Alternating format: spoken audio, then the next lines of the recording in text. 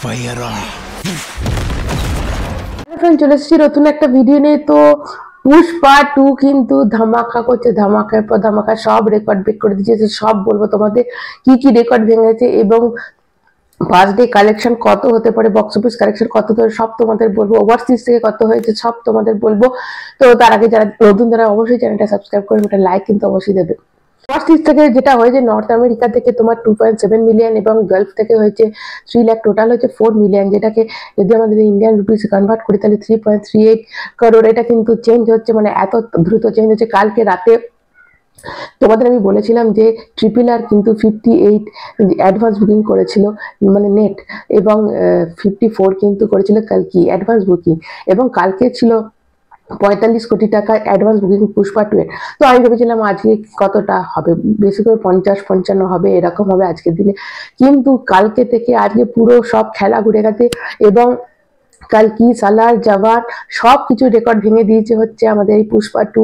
আজকে সকালে একদম পুরো চিত্রটাই পাল্টে গেছে এবং ফার্স্ট ডে কালেকশন যেটা প্রেডিকশন করেছিল সেটাও পাল্টে গেছে।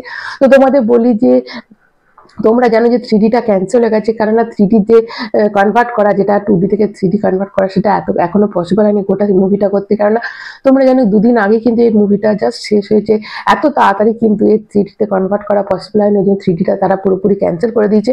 এবং তোমাদের এটাও বলি যে একদম ক্যান্সেল হতে নাও হতে পারে, 2-1 সপ্তাহ বাদ কিন্তু 3D আসতে পারে, এরমটাই শোনা যাচ্ছে। এর মাঝে আবার পুষ্পা 3 এর কিন্তু মানে টিজার এসে গেছে, মানে কি ধামাকা আনছে আমি জানি না সুকুমার স্যার। তো এর তোমাদের আমি বলে দিই যে তেলেগু থেকে উঠেছে কিন্তু 34 কোটি টাকা।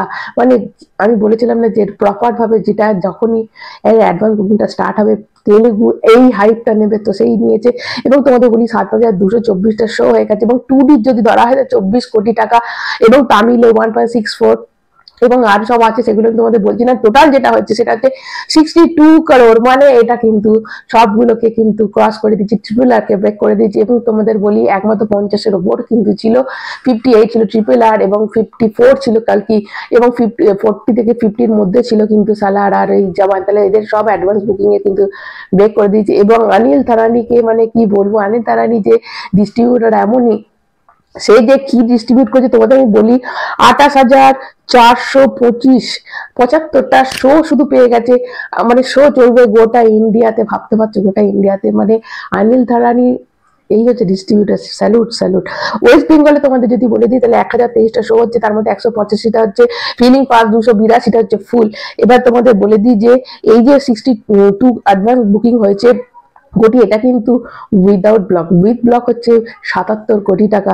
এবার তোমাদের যদি প্রেডিকশনে আমি বলি তাহলে 165 কোটি, আমি কম করে বলবো এবং ম্যাক্সিমাম বলবো, মিনিমাম বলবো।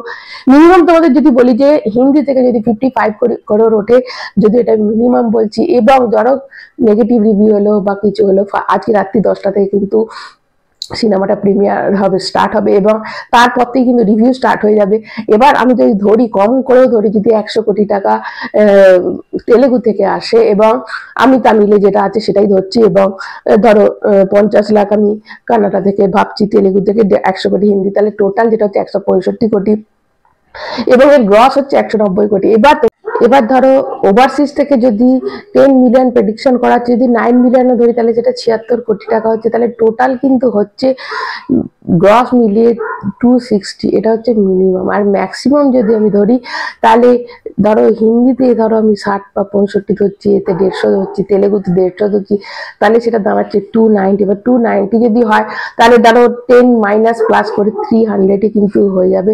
তো এই হচ্ছে প্রেডিকশন। সব থেকে কম যদি হয় 250 থেকে 260 কোটি টাকা, মানে ফার্স্ট ডে কালেকশন, এবং যদি ম্যাক্সিমাম ধরি তাহলে কিন্তু 300 কোটি টাকা। এর কম 250-এর কম কিন্তু হচ্ছে না। তাহলে কোনো সিনেমা ফার্স্ট ডে কালেকশন কিন্তু এইটা প্রথম সব রেকর্ড ভেঙে দেবে। অ্যাকচুয়ালি এমনিতেই সব রেকর্ড ভেঙে দেবে। টিকিট বিক্রির ক্ষেত্রে তোমাদের বলে রাখি, কিন্তু লিও যেটা করেছিল 16 লাখ, সেটা পুষ্পা কিন্তু এখনো 19 লাখ করে দিচ্ছে। সবেতে কিন্তু পুষ্পা 2 এগিয়ে আছে। তাহলে পুষ্পা যে ঝুঁকেগা নেই সালা, সে তো প্রমাণ করে দিচ্ছে, এবং পুষ্পার যে রাজ চলছে সেটা কিন্তু বোঝা যাচ্ছে। তো এখন এইটুকুই, নতুন আবার আপডেট নিয়ে তোমার কাছে চলে আসবো।